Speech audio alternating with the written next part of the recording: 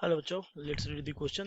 The question says, find vector A and vector B if vector A equals to 2 of vector B and vector A plus vector B in dot vector A minus vector B is equals to 12. Key concept: A dot vector A is equals to vector A का square and vector A dot vector B is equals to vector B dot vector A, and vector I into vector I is equals to vector J is equals to vector K into vector K is equals to 1. Given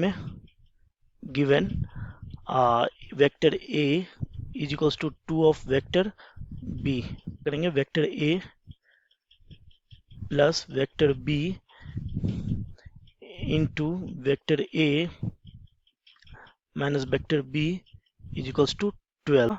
Vector A into vector A plus minus minus vector A vector B plus vector A into vector B plus minus minus vector B into vector B is equals to 12.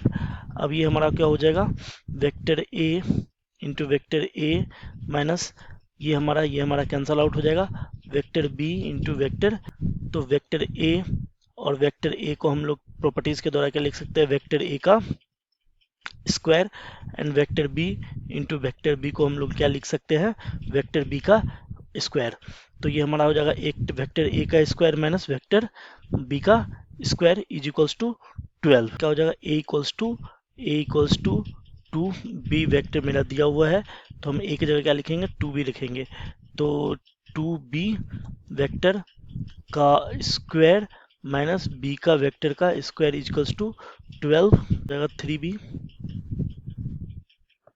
3B का square is equals to 12.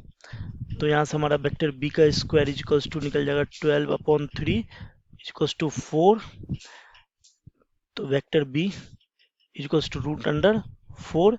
तो ये हमारा क्या हो जाएगा, 2. Vector V की value हमारी हो गई 2. नाउ